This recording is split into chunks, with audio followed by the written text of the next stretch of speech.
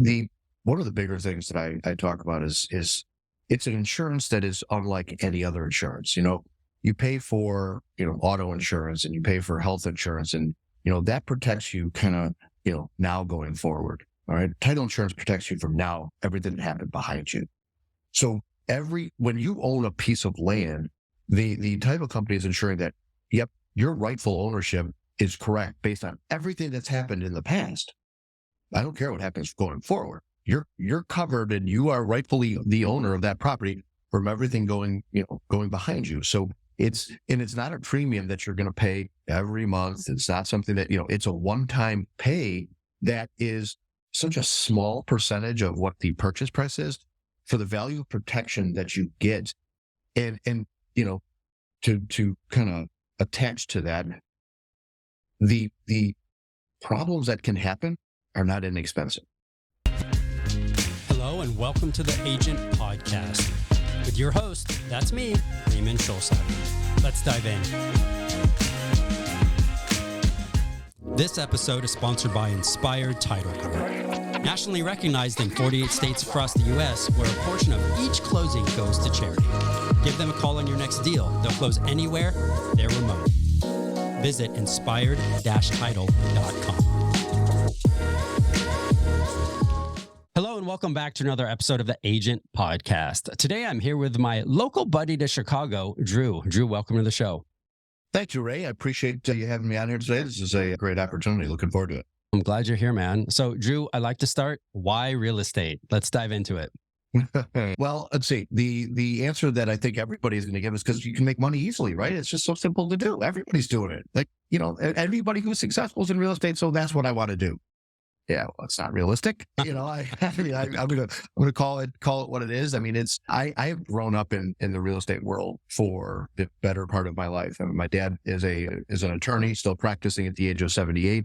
He's a real estate attorney. He owned a title company. Several family members have been, lenders and realtors and different things. And growing up in our household and getting together with family, the aspirations that I heard, the stories that I heard of my cousins and other family members about how, boy, once they pass their real estate license, they've got it. They're going to be made, and it's going to be just, easy peasy going forward.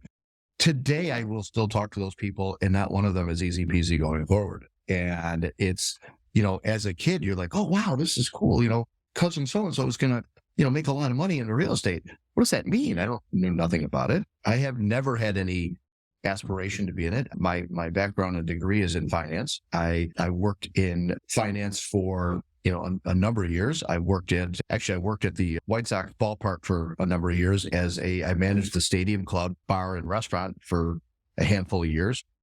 I've always had my hands in just different aspects. I was a DJ, a wedding DJ back in the day. So from 1990 to 2000 probably 5, I was your wedding DJ and corporate parties and Christmas parties. I was doing 100 events a year going, it's a lot. Insane. A lot of events. Yeah. I mean, from weddings to corporate parties to holiday parties and things.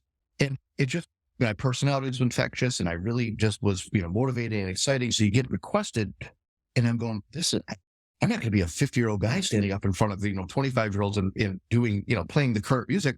This has got a lifespan. This is going to end at some period of time.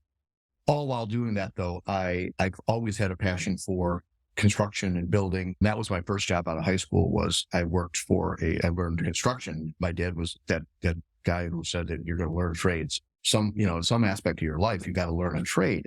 And at 16, I started building houses in the summer, and I did that for a lot of years, man. And I loved it. And it was just, you walk away, and it was one of the jobs that you could walk away from, and you could actually see what you did from the day. Walk away from real estate, walk away from being an attorney. You look around and go, what did I do? I opened the door, I closed the door. What did I physically do?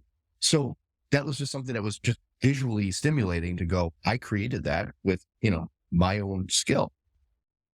And I learned a lot of skills from that. And now, fast forward to my dad owning a title company, being a realtor, as I said, one of his partners took to real ill, and I was in finance, and this was right around the time of the market kind of going sideways. And my dad had asked or I saw the need for kind of, oh boy, he's going to need help in this. And I literally just started to, aid in some, helping hands with the title company, and it never left there. I got caught in the title company trap of once you get in it, you're in it. Because, again, it's a business that nobody really knows about, but the industry needs it. So I kind of developed through there and watched this evolve to looking around going, man, I really don't like this. This is not moving fast enough for me. This is as boring and mundane as it gets. And as I got a little bit more control in the company, and as I started to grow and learn more about it, I wanted to make it my own and add a facet of, fun to it, if you can use that word. I started watching the short sale market happen. I started watching foreclosures happen. I started watching everything that happened in 2007 and 8. And we were, working with these clients that I had developed and building these relationships. And it wasn't your typical new construction, which we did, many years prior. It was all this new stuff. And then I started lending money to these guys to allow them to do these projects and these flips and these short sales and such. And so I opened up a company as a hard money lender, and I lent, lots of money to these guys at ridiculous interest rates so they could do their projects. And I said, wow, this is America right here. This is talk about capitalization. And I'm charging these guys 18 to 20% interest, and they're happy because they're able to, to make a couple bucks and facilitate their project. So continue to fast forwarding.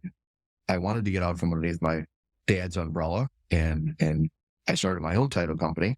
And with that, I was doing a lot of remodeling and rehab myself, and I put a team together to do that. So I started a development company.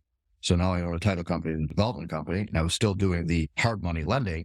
So all of these three things kind of morphed into what is, Inspired Title right now, Inspired Development. So it's Inspired Business is really the umbrella, which is all three of those companies that kind of morphed into something that I wanted to create that had a lot of similarities between each other, and said that this makes sense. It's like I can do this all together and collectively. So Dru, let's pause right there and unpack some of that, right? Like that's a lot to manage. Yeah. And it's a lot to put together. And of course it didn't happen overnight, right? So fast forward to today, obviously you survived 2007, 8, 9, right? You made it. You're still here today. You're still doing development. You're still lending money. You're still doing title. How is everything working today, and how do you manage all of this? Yeah, that's a great question. I hire people, and I look to work with people that align with me. That, I don't call people clients as much as I call them friends. I want to get beyond that scope of, we're just going to do a business transaction together, and I'm really never going to talk to you and see you and deal with you. For me, it's a lot more important to have a little bit more of a relationship with the people that we're working with, as well as the people that I hire. I've gone through a lot of different hiring and firing of people because they don't fit my culture that I'm trying to create. And that culture is very, very unique to me in my personality, in my vision of what all of this looks like. So I spent a lot of time putting the right people in place and then mentoring them to where they are within the companies right now, to being able to step back and watch them do what they do from the leadership, and still kind of, touch their lives a little bit as needed, or, challenge them and encourage them to grow into a different aspect of the business. And oddly and interestingly and excitingly, new opportunities have presented themselves from these deeper relationships and these deeper conversations and these wonderful friendships that, are also customers and clients, because there's a trust now. There's a different level of working than, I'm going to go to the office and I'm going to, close a couple deals today, and, I'm going to see that attorney or that realtor, and it's whatever. But it's not. It's like, I'm looking forward to that deal because I have a relationship. I know it's going to impact them in a positive way. I have an interest in what they're doing and their growth, and we're part of that. So that's really my direction and my speak in the office every day. is positivity to a fault. Like, I'm encouraging these guys and I'm driving these guys hard with, I've been told that, like, I throw 25 tasks at you, and that's how I learn what your capabilities are. Now, that's fine that if you can only do 5 of them, I know what your ability is. I'm going to now learn from that, and I'm going to go ahead and give you those 5 tasks. But if you can do all 25, I'm going to throw 30. And I want to find out where you're max or where you just go, Drew, knock it off. Like, I can't do this anymore. What is your breaking point? That learns for me. And it also shows them what their ability is, because I'm continuing to challenge them. I'm not just going, here's your job. That's all you do. Keep pushing the envelope. Dru, how many people are on your total team for all those entities? So title company 7, development company 3, and the investment company 5. So 12, 15. Okay. And how much time are you spending at each, if you had to break it in percentages on a daily, weekly, monthly basis, however you look at it? Sure. The 3, based on the 3 companies you're saying? Yeah. Sure. That is a moving target based on what's happening in the market. Yeah. Which fire you're putting out? Absolutely. Totally that. It's, that I have an intention in the morning of where I want to be, but that doesn't always happen that way. And you know that as well. But realistically, last year, I would say that there was a heavier push to the development side because the market was so good. The title company, it kind of existed on its own because of just the market, again, ran it. There was enough refi business. There was enough things that just took place. So that literally, I could have left it in its entirety alone based on who, the leadership team was that I put in place. They could have done it all without me. So I think it is a moving target, and I really look at it in a perspective of where this week can I make the most impact? Where am I going to be most impactful this week for those different businesses? It could be in a growth challenge. It could be in a sustainability challenge. It could be in a, oh boy, we got to cut back here because we've got issues with, this marketplace, the industry needs that we got to, lay some people off for. And knock on wood, I have not done that in my tenure as a business owner, had to lay anybody off. And I'm proud of that because there's enough opportunities. I can move people around and shift them. So there's a little bit of overlap. I have not answered your question yet, but I would say that I am probably 30% to the development company, 30 to 40, because right now that needs my attention and time growing because of just the challenges that are out there in that market with the contractors and the ridiculousness that has presented. The investment company is very minimal, probably 10. And I would say that 50% of the title company. So 40, 10, 50. How many new developments are you doing a year? So 23, I have a goal to project out doing 10 to 15. Okay. Is what we do. Those range from, I have some partnerships in the city that we're doing some bigger rehab projects, as well as some new construction. And that number has substantially decreased this year. But I usually target for 10 to 15 a year is kind of my wheelhouse. And for your title business, what areas do you serve? We are there again. That has presented just opportunities that are really, really never even imagined, and I'm proud of and excited to share. But the title company, we're licensed in both Illinois and Indiana. Okay. We just got the ability to go nationwide where we can close deals across the country. So that was amazing. End Congrats. of the year. Thank you. That was our end of the year push for 22. And that was our big announcement we rolled out in 23 is that, we can now service a lot of our friends across, the grade 48. And a lot of the lenders, a lot of the different folks are licensed in a lot of different states. And I started to notice that was a need.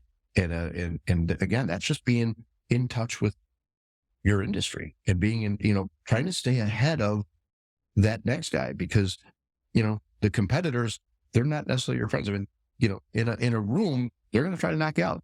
So I want to be ahead of them that's the biggest question that I got as a title guy when I started doing this is, what sets you apart from everybody else?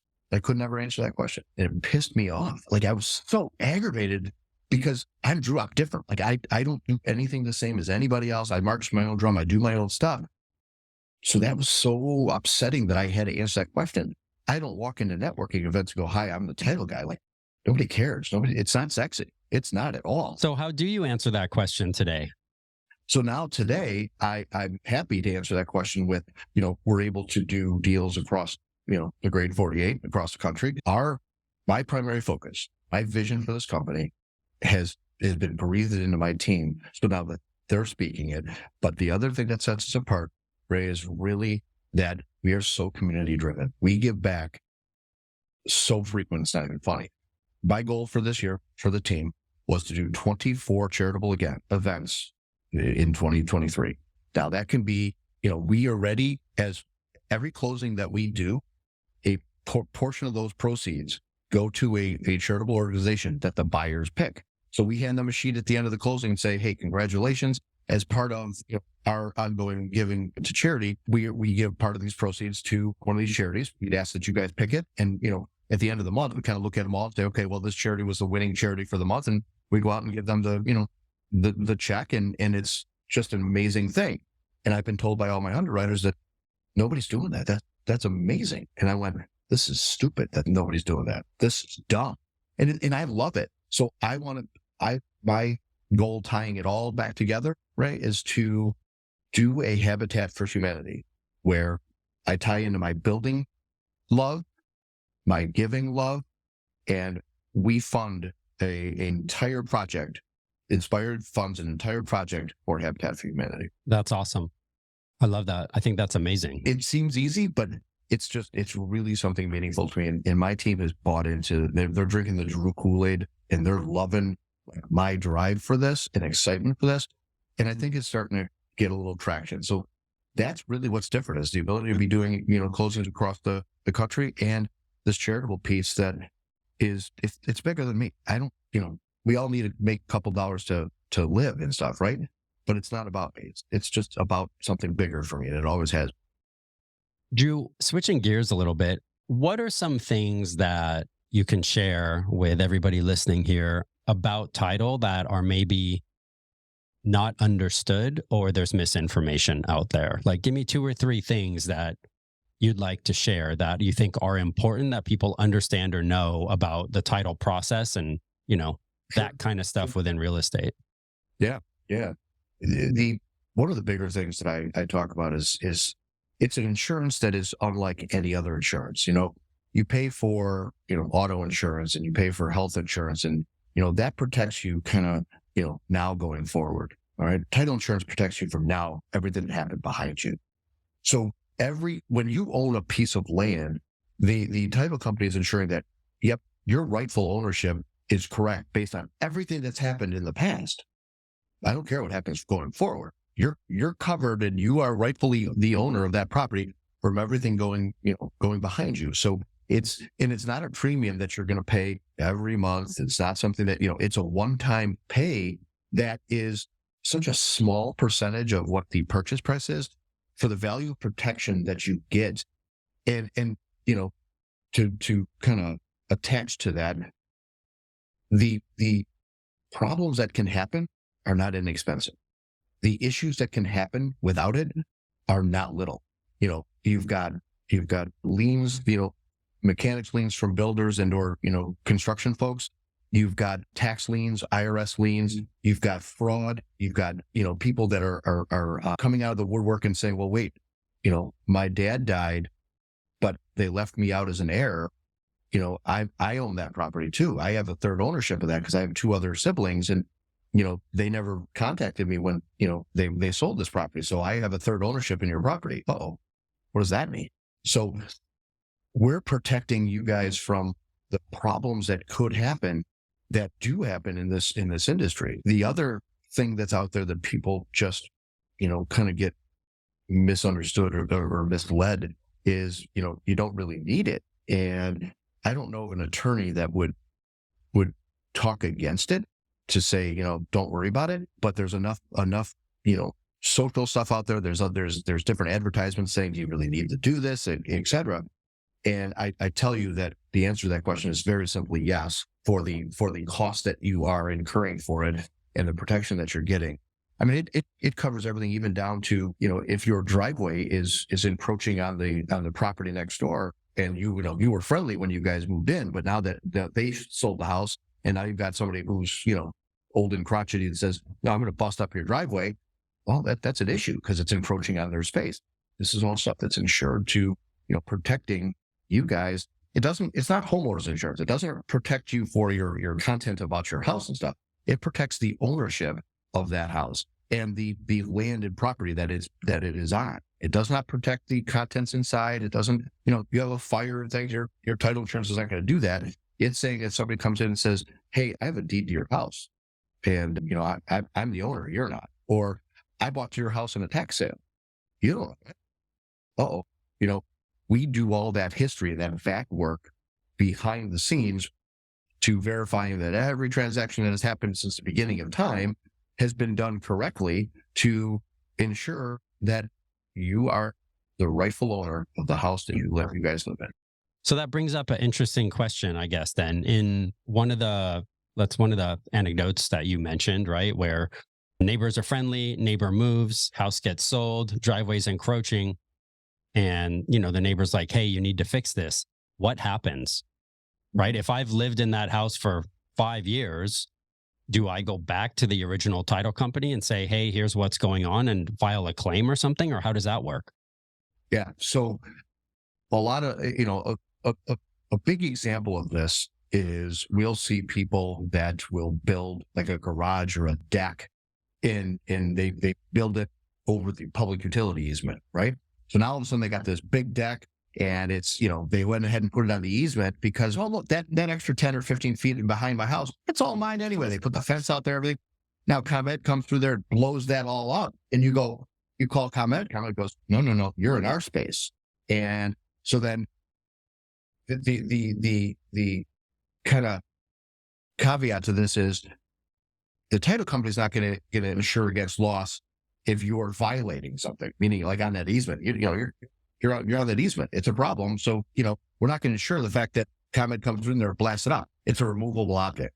If it's not a removable object, if it's not something that's simply solved, such as your house, the driveway, these are bigger things. Like we've seen where a garage is now encroaching on the easement as well as maybe the neighbor's property, but it's minuscule. But again, we live in an area that what's mine is mine, and I want all of mine. But if it's on the easement and ComEd now comes through and knocks down your garage, yeah, you file a claim with your title insurance company against that policy that, hey, they did damage to this, because you guys ensured that it's been there for a long period of time. Nothing's happened. You took the risk that this was not going to become a problem. And now I have a, $10,000 garage that just got knocked down because, ComEd went ahead and hit it with their truck and said, you guys are in our space. So it's a claim to the policy, which, they would pay out for that, that claim. And what is the typical length of that policy? Is it total ownership of the house or is it a variable? Yeah. So as long as you own the house, that policy is in effect. So, you buy this house today, you own it till the day that you sell it, and you can't transfer it to me. It doesn't, it's not a transferable piece. You own it while you have it. And the minute you sell it, it's a new insurance policy for that individual that you are selling it to with, very similar language in it, very similar exceptions and instances, because again, we do the backstory of it and find out, the realities behind the scenes. So just like any other policy, if, you can't, I can't take my life insurance policy and pass it to you. I can't take my auto policy and pass it. It ends when the ownership of that property ends. It's, it's not assignable and it's not something that you're going to take on. Now, a lot of these guys, these investors, they buy these short sales or these tax sales and they get them from, the tax deed. So they're getting a quitclaim deed, which is the least protective deed in the world. So like I can quitclaim you the Brooklyn Bridge today. But what do you own? Nothing. Because a quitclaim deed literally says whatever I own, you own. Well, if I don't own the Brooklyn Bridge, you don't either. So I didn't give you anything. And where the tax deed here, the tax deed saying that, okay, we're going to give you the ownership of this property per the tax deed. If you don't get that insured and there was an issue in the tax sale, it didn't get completed correctly, or they found a flaw, what you have is nothing. Well, and how does that work in a redemption state though? So for instance, Illinois being, a redemption state, it doesn't go to sale until the redemption period has exceeded. And then it goes to sale. And then after it goes to sale is when, you got the opportunity to, a tax buy it. buyer comes in, Sure. and you can still redeem it, even though a tax buyer bought it, because that's why tax buyers buy them, because they're going to get interest on that money. Yep. So you're going to pay them 18% to rebuy the taxes back. Now you own it again, right? But if you don't do anything, because you can't pay your mortgage, you can't pay your taxes, that thing goes to tax sale. Somebody else can buy it. And then after a period of 2 years, they can get a tax deed on it to own the property. And that whole tax sale and tax deed process has to be done correctly without flaw, to making sure that that actual deed that was executed is proper in form and is done correctly, so that the now tax buyer is the rightful owner of the home. Even though I own that home and I defaulted on my taxes, I didn't pay, I didn't do anything, and I made no effort to redeem them. You come in and you buy it. 2 years later, you get a tax deed. Now you own my property. I can't come back and open up the door and say, I live here. I did, but I don't. And you have a deed that shows it. Then it becomes now you go ahead and sell it to somebody else, right? That sale now gets insured by title insurance. However, that first one, when you acquired it, didn't. So somebody comes in now and it intervenes and says, well, wait, we don't think the tax deed was done right. So really that transfer to you, end buyer, was not good. So we have a problem. Title insurance will cover, but this guy didn't have any protection. He's on his own. He's out all of this cost, all of this expense, all of everything, because he didn't get that transaction insured to verify the tax deed was done correctly, the transaction and the transfer of title was done properly. Got it. These are the things we protect you on. And this is commonplace today. Like, this wasn't something you and I ever dealt with probably 10 years ago. The ever since 6 and 7, 8, like the tax sales, the short sales, and the foreclosures have been just common conversation in our industry. Remember when somebody would talk about a foreclosure and you go, what's wrong with that person? They're a bad person. You start to think a certain way. Now it's, the market crashed, things are tough. You have a different, empathy for what maybe went on. So it's okay. But sure, again, getting the, real estate professionals involved sooner than later is my preach, man. Like, call your realtor up, call your attorneys up, call your lenders up, and talk to them and say, I'm struggling. Don't let it just go, because there's processes that can be, utilized to helping people in these desperate times. You can do a forbearance on the loan. Maybe they can modify it and put the payments to the end. Like, there's so many different opportunities that are out there. And thankfully, we've got a network that we work with where we are one stop, where I've got many attorneys that do this every day. I've got lenders that talk about these different workout programs that we can, direct them to. So again, I want to be able to help out as many people as we can that kind of present any kind of issues before they just let it go. Dru, all this has been amazing stuff. Where can people find you, first of all, if they want to get in touch, use Inspired Title, build a house, or need some cash to make an investment? We have an office at Palos Heights, Illinois. We are at 11757 Southwest Highway. I have an office in Indiana. We have an office in St. John, Indiana. We are taking on some office space in Crown Point as well. We're working on office space up in the northern burbs in your neck of the woods. Not that far north, because holy cow, that's where God loves to shoot. But we are getting up into the Bowling Meadows and Hoffman area. We have some really good relationships there. The other thing is we're so flexible. We move around. Like, I don't need an office space. My team will just go wherever to close and facilitate a transaction. That's being the smaller guy, we're able to do that. So people can get a hold of me with my email, which is Dru, DRU, at inspired-title.com. Phone number is 708-598-5084. That's the hotline to a good time. So we're happy to help you out with, any kind of real estate need and questions. And, just if you have a charity that you want to get involved with us, we invite all of our clients and friends to, when we do an event, we blast it out and say, hey, we're going to go give blood. We're going to go do this walk. You want to participate with us? It's amazing how many people jump on that. I never would have imagined that people would be like, yeah, you know what? I want to do this because it's a good thing. Great. Love it. I love it. Dru, I love what you're doing, man. Thanks for sharing today. And guys, you'll find links to Dru's websites for all of his different entities down in the links below. Thanks for listening today. Thank you. I appreciate it.